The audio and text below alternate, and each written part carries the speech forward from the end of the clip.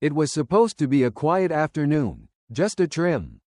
Some conversation, and the kind of small-town warmth Curtis Jones thought he'd missed. At 64, Curtis, a retired Army veteran, had returned to his Georgia hometown hoping for peace, not confrontation. Dressed in his worn denim jacket, patches still intact from his military days, Curtis stepped out of the local barbershop, only to be stopped minutes later by a slow-moving police cruiser. What followed was the kind of humiliation no one ever prepares for. Two white officers, young, smug, and hungry for power, accused Curtis of loitering, though he hadn't done a thing wrong, despite showing his ID, which clearly marked him as a veteran with no criminal record. The officers didn't back off. Instead, they escorted him to a nearby telephone pole and zip-tied him to it. No arrest, no explanation, just zip ties, mocking grins, and a phone raised to capture it all on camera, like it was some kind of sick joke. Curtis didn't resist. He didn't raise his voice. Years of discipline had taught him the dangers of fighting back. But inside, he was burning. This wasn't just about zip ties. It was about dignity stolen in broad daylight. What those officers didn't know, though, was that the man they humiliated had a son. And not just any son. His boy, Daniel Jones, had just become the new chief of police. And that single fact would turn what they thought was a private moment of cruelty into a public reckoning. They thought they were just messing with an old man. When officers Brent McCall and Tyler Shaw zip-tied 64-year-old Curtis Jones to a telephone pole and laughed while snapping pictures, they had no idea they were triggering a storm. To them, Curtis was just another face in a quiet neighborhood, an aging black veteran with tired boots, a slow walk, and a look that didn't demand respect in their eyes. They didn't see the years of service stitched into the frayed patches on his jacket. They didn't see the quiet resolve of a man who had held his ground in foreign war zones. What they saw was a target. What they didn't see was who was watching. Or rather, who would find out. That man, Curtis, didn't shout, didn't plead, after the officers walked off laughing, leaving him humiliated and sore. He picked up his ID from the ground, rubbed his bruised wrists, and walked away. Not home, though, not yet. He sat on a courthouse bench, staring into space, still stunned that decades of service had earned him nothing more than ridicule on his own street. That's when he made a call, not to a lawyer, not to the mayor, but to his son, his quiet, reserved, no-nonsense son who, just weeks earlier, had been appointed interim chief of police for the city of Brookford. His son, Daniel Jones. The call was short. Curtis didn't need drama or outrage. "I had a situation with two of your officers," he said. Daniel asked what happened, and Curtis told him plainly, "They zip-tied me to a pole for fun." That was all Daniel needed to hear. No raised voices, no threats, just a weight in his chest that tightened with every second of silence between the words. And while Daniel didn't say much in that moment, his mind was already racing. He knew who was on patrol. He knew who had been pushing boundaries. And now, it wasn't just another case file.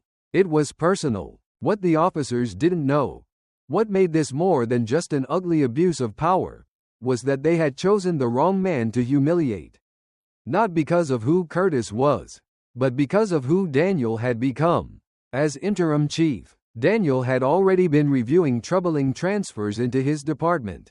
Officers with suspicious gaps in their records and a pattern of misconduct swept under the rug. Brent McCall and Tyler Shaw were on that list. He had meant to dig deeper, meant to review their histories in detail. Now, he had no choice. They'd brought the storm to his front door. But even as the fire lit inside him, Daniel didn't let rage take the wheel. He returned to his office, locked the door, and opened the body cam servers himself. No waiting, no protocol. He found the footage, watched it frame by frame. He saw the moment they stopped his father, saw the way they spoke to him, condescending, rehearsed, saw the zip ties, heard the mocking, and then, worse than all of it, saw Officer Shaw raise his phone and take a picture of Curtis tied to the pole like it was a prank between friends. Daniel paused the footage. The breath left his body like a punch to the chest. What they didn't know was that this wasn't just a uniformed old man with tired eyes and calloused hands. This was Daniel's father, the man who taught him restraint, who held him steady through hard years, even when their relationship grew distant. This wasn't just about abuse of power anymore.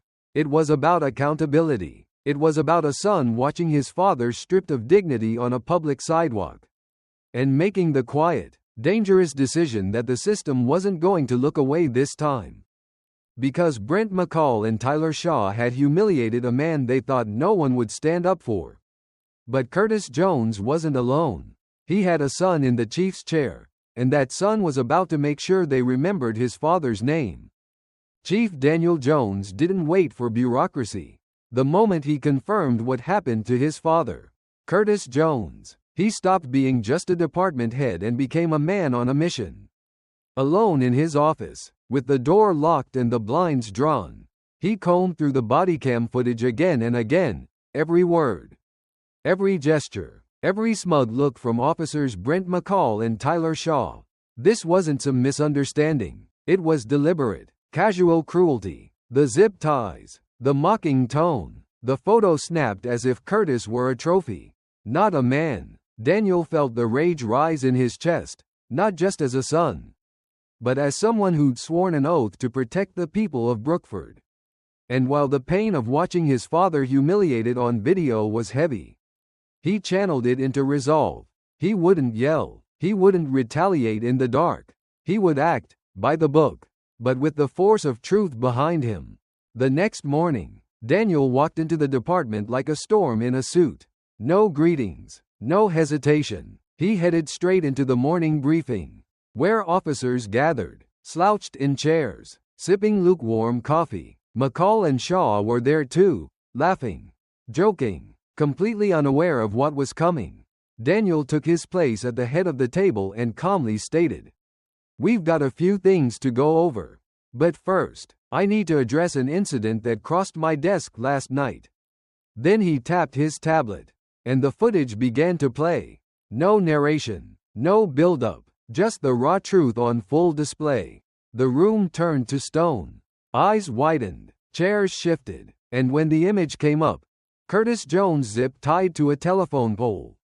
Eyes fixed on the ground while two officers grinned. No one said a word. Daniel let the silence linger before finally saying what needed to be said. "That man is my father." The weight of the words filled the room like lead. McCall and Shaw's smugness evaporated. Jaws clenched, spines straightened. Daniel continued, his voice low but steady. "You zip-tied a 64-year-old Army veteran to a pole. You mocked his service. You treated him like a joke. And you thought no one would care."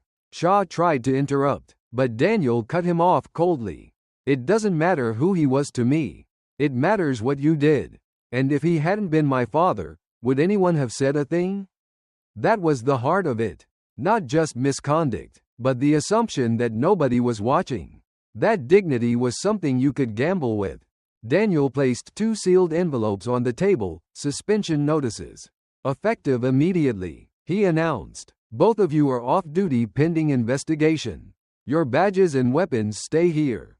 McCall blinked in disbelief. "You're serious?" Daniel didn't even respond. He just stood, took one last look around the room, and walked out. The tone had been set, not just for those 2 officers, but for the entire department. The message was clear.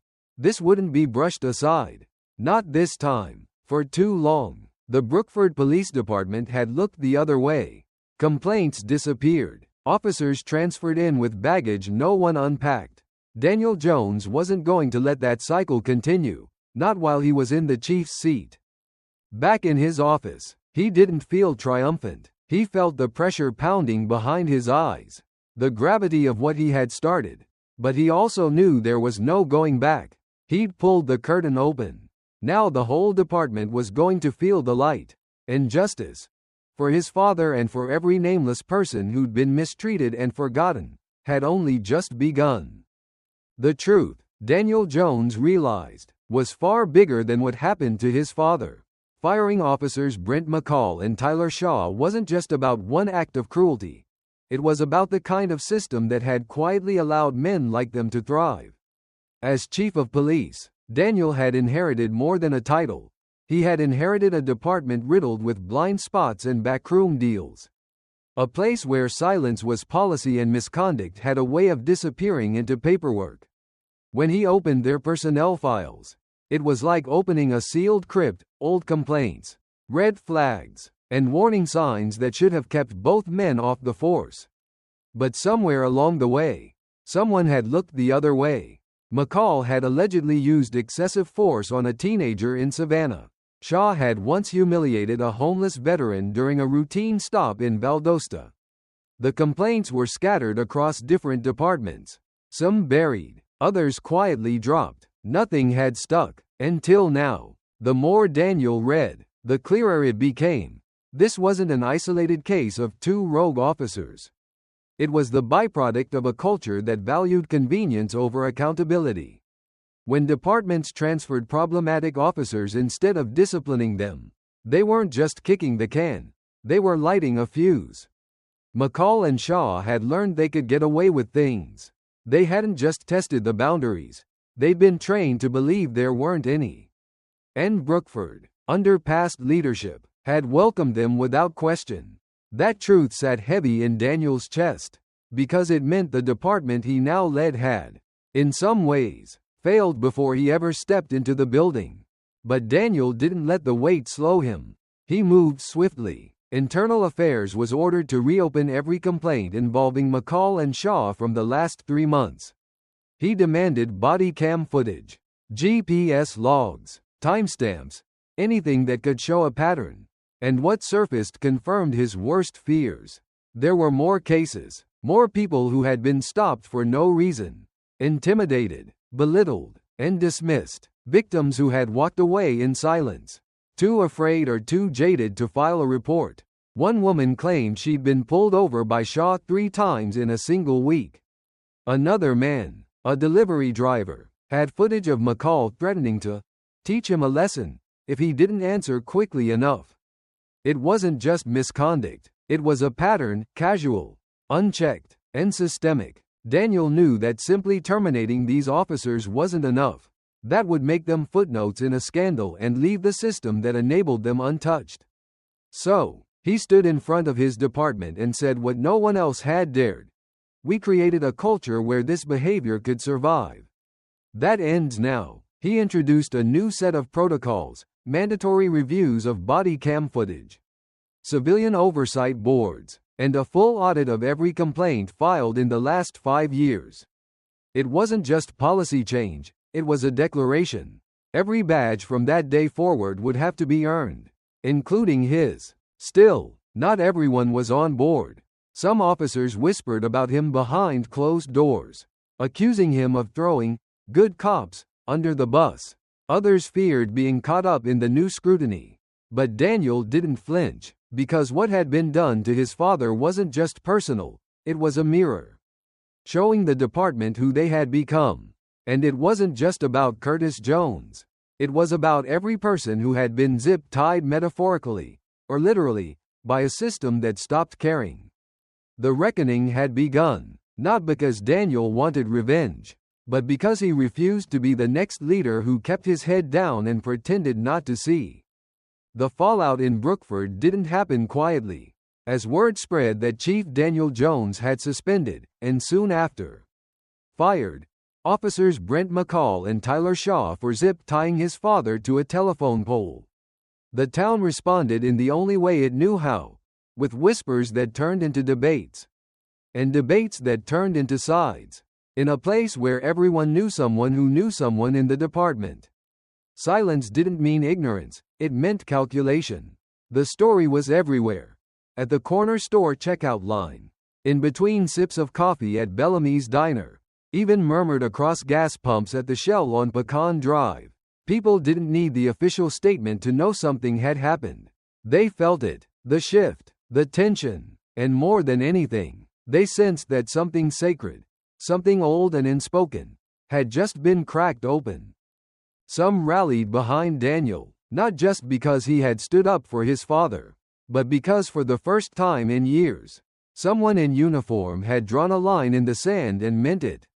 Sylvester Mack, a retired mechanic, said it best as he leaned on his cart at Green's Market.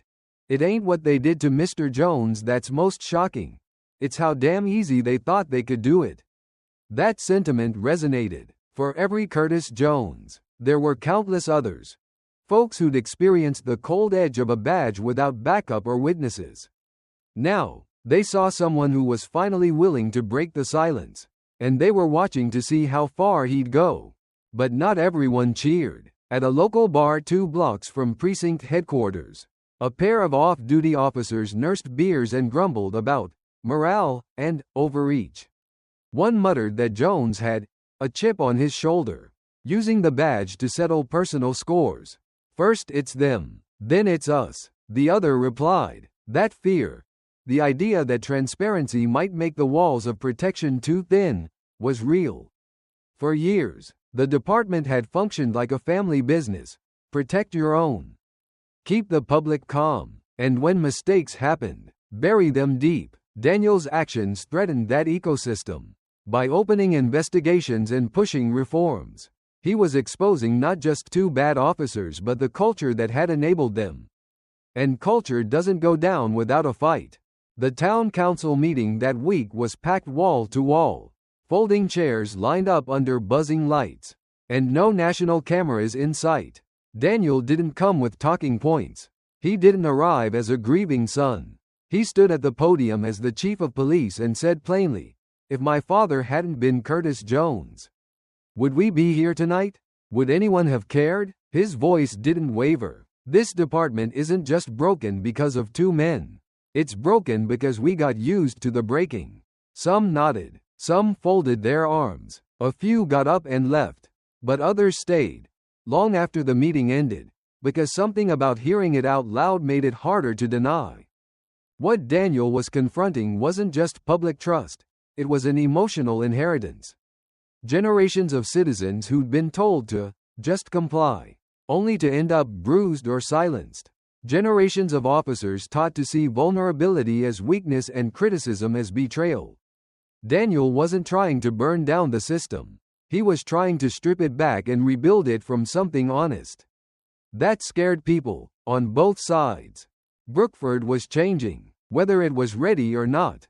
And while some clung tightly to the old way, others, quietly, cautiously, started leaning in. Not because they suddenly believed in justice, but because, for the first time in a long time, justice felt like it might finally believe in them. Chief Daniel Jones didn't stop at firing officers Brent McCall and Tyler Shaw. He knew symbolic actions weren't enough. The real challenge wasn't punishing 2 bad actors, but dismantling the system that had allowed them to operate unchecked. So, with the ink barely dry on their termination papers, Daniel turned his focus to deeper reform. He wasn't looking for applause. He was looking for change that could stand without him.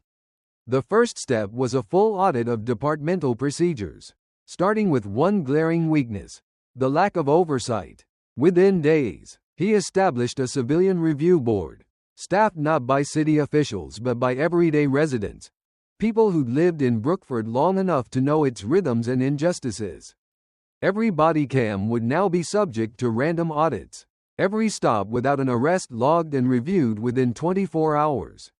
And anonymous complaints would be given the same weight as signed ones. It was a radical transparency overhaul for a department that had long functioned in the shadows. Daniel didn't roll these changes out behind closed doors. He stood at a press conference, plain suit, calm voice, and laid it all bare. "This isn't just about policy," he said. "It's about culture. It's about what we allow, what we ignore, and who pays the price for our silence." Reporters asked if the reforms were a direct response to what happened to his father. Daniel didn't flinch. "Yes," he answered, "but not because it was him. Because it could have been anyone. And because if we only care when it's our own, we've already lost." Behind the scenes, Daniel worked with Detective Selena Morrow, one of the department's most respected veterans, to reopen 18 past complaints that had been prematurely dismissed or suspiciously closed. Some were minor traffic stops that ended in verbal intimidation, but others were damning. A mother pulled over repeatedly by the same officer who never issued a citation but always asked if she lived alone. A young man whose complaint of excessive force was logged but never investigated. These weren't isolated incidents, they were warning signs of rot, patterns that showed a system built to protect itself, not the people. The backlash was immediate. Some officers grumbled that morale was down, that Daniel was moving too fast, creating fear instead of order. City Hall called him in for a discussion about departmental stability. A council aide warned him that some folks feel uncomfortable. Daniel's response was swift and sharp. If people feel uncomfortable that misconduct is being exposed, maybe they were too comfortable in the first place. He knew he was making enemies, both in uniform and in politics. But he also knew that change didn't come from consensus, it came from courage. Within a week, Daniel's reforms were already uncovering connections, shared behaviors among certain officers, reports that had mysteriously gone missing, patterns of convenient ignorance. The Civilian Oversight Board held its first closed-door review, and their recommendations began shaping real consequences. This wasn't lip service, this was accountability with teeth. And though Daniel knew there would be more threats, more political landmines, he also knew something bigger was happening. In church basements, grocery lines, and barber shops, people were talking, not just about what happened, but about what was being done about it. Trust, once fractured, was beginning to reassemble, slowly, quietly, but unmistakably. And for the first time in years, the Brookford Police Department was no longer a place where silence held power. Because Daniel wasn't just leading a department, he was rebuilding its soul. Brick by brick, policy by policy, voice by voice. In the quiet that followed the storm, Daniel Jones found himself sitting across the kitchen table from the man at the center of it all, his father. Curtis. The room was small, familiar, lined with memories both spoken and buried. They didn't speak at first. Curtis was never one for unnecessary words. And Daniel had learned long ago that silence wasn't absence, it was space. Space to breathe, space to think. And tonight, they both needed it. The dishes between them were simple: smoked turkey, collard greens, sweet potato pie, a meal from a local market. But it felt sacred, like something shared at the end of a battle neither of them had ever asked for. Daniel had expected judgment, maybe even disappointment. After all, he had spent most of his life doing things differently from Curtis. Where his father believed in quiet dignity, Daniel believed in structure, in control, in taking action even if it came with noise. They'd never agreed on much, not when Daniel enlisted, not when he went into law, not when he chose to come back to Brookford. But as they sat across from each other now, the differences didn't matter. What connected them wasn't ideology or rank. It was something deeper, a shared sense of duty. And the emotional scars that came with wearing a uniform for too long. Curtis broke the silence first. You didn't have to fire them. The words weren't bitter. They were factual, like a weather report. But Daniel didn't back down. Yeah, I did. He explained the pattern, the complaints, the past misconduct. The way McCall and Shaw had danced between departments with a smirk and a badge. Curtis just nodded slowly, absorbing the truth like a man who had long known how deep the rot went but hadn't dared to hope anyone would dig it out. They'll come back at you, he said simply. Maybe not directly, maybe through someone else. That kind of power doesn't like being challenged. Daniel knew that already. He'd received the threats, the anonymous note left under his windshield. Keep pushing and you'll end up like your old man. Tied to something you can't get out of. Was still folded in a drawer back at the station. But it wasn't fear that gripped him. It was weight. The weight of doing something most people only talked about. And he could see it in his father's eyes, pride, tempered by concern. Curtis had spent a lifetime playing by the rules. enduring slights and insults to survive. Daniel was trying to rewrite the rules entirely, and both of them knew how dangerous that could be. Still, in that moment, something shifted between them, a respect that didn't need to be spoken. Curtis leaned back and pulled a weathered envelope from a drawer. Inside was a photograph. A young Curtis, in uniform, standing with fellow soldiers in front of a bombed-out building. Dirt on their faces, eyes sharp with exhaustion. "I carried a boy a mile that day," Curtis said. "Stepped on a mine. Thought he'd die. But he made it. That's the only day I ever cried in front of my unit. Not because I was scared. Because I realized he was somebody's son." Daniel held the photo carefully, his fingers trembling just slightly. That was the thread. That was the why. This wasn't just about policies or procedures. It was about people, about remembering that every person walking the street, veteran or not, young or old, is someone's child, someone's family, someone who deserves to walk home without fear. Curtis looked him in the eye and said, "Every time they tell you to let it go, remember who you're fighting for." And Daniel did, because the battle wasn't just for justice, it was for memory, for dignity, for the soul of a community tired of being ignored. That night, as he folded the photo and slid it into his coat pocket, Daniel Jones didn't feel like a chief avenging his father. He felt like a son finally understanding the quiet strength he came from, and carrying it forward. A month later, Brookford wasn't the same town it had been before Curtis Jones walked home from the barbershop. The department's shift board looked different. Some names had been erased, some replaced, and the expectations attached to the badge were no longer ambiguous. Every new officer brought in had been vetted with care, not just for clean records, but for integrity, for temperament, for a willingness to serve rather than control. Chief Daniel Jones made sure of it. He met with each new hire personally, not to intimidate, but to make the department's culture impossible to misinterpret. "If you wear the badge in Brookford," he told them, "you wear the weight with it, every day." But change wasn't confined to policy or personnel. It was beginning to move through the town itself. That movement didn't come with parades or speeches. It came in smaller moments. A mother who filed a complaint and actually got a call back within 48 hours. A teenager who noticed officers walking instead of rolling down windows from cruisers.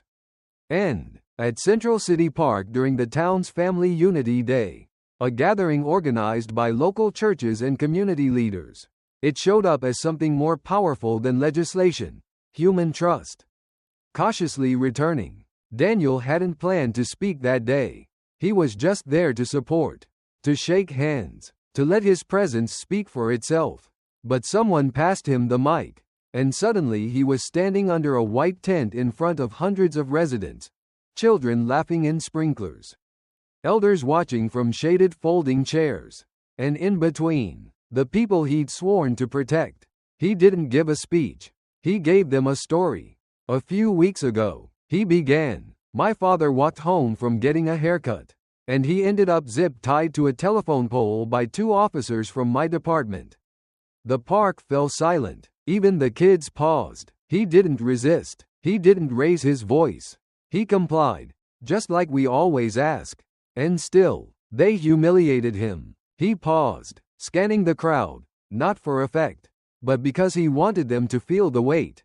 "My father didn't ask me for revenge. He asked me to get it right." That line hit harder than any rebuke.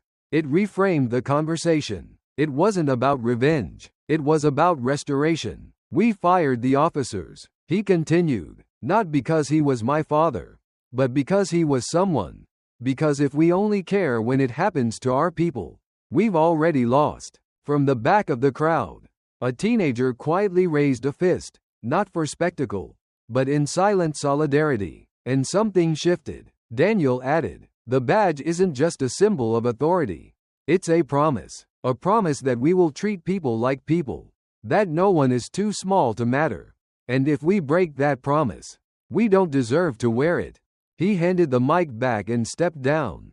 No immediate applause, just the kind of silence that signals people are still processing truth. Then the claps came. Not loud or showy, but steady and real, the kind you feel in your chest more than your ears. That evening, as Daniel walked toward his car, an elderly man in a veteran's cap stopped him. "You the one who fired those boys?" the man asked. Daniel nodded. "Took guts," the man said simply. "Not many left with that." Daniel didn't respond with words. He nodded, his throat tight, and moved on. His phone buzzed. Selena Morrow, his lead investigator. The Civilian Oversight Board had been approved by the City Council. Launch date: 2 weeks. Daniel closed his eyes for a moment, not to relax, but to absorb the fact that change had not just begun, it had rooted. And while the fight was far from over, for the first time in a long time, Brookford was no longer a town where silence was safety. It was a town learning, piece by piece, to speak out and believe again. As the sun set over Brookford and the summer heat gave way to a cooler breeze, Chief Daniel Jones sat alone in his office, staring at the torn remnants of the anonymous threat someone had left under his windshield weeks earlier. "Keep pushing and you'll end up like your old man, tied to something you can't get out of." At the time, he had locked it away in a drawer, not out of fear, but to remind himself what was at stake. Tonight, though, he ripped it in half and dropped it in the trash, because fear might knock, but in Daniel's house, it didn't get to stay. What began as a father being humiliated on a street corner had grown into something far bigger than revenge or scandal. It had become a movement, a reckoning, a promise made by a son who refused to let silence win. In the weeks since that incident, Brookford had started changing, not perfectly, not easily, but noticeably. Reforms were underway, and the people, once skeptical, once quiet, were beginning to believe again. But the biggest change hadn't happened in policy. It had happened in the hearts of a father and son.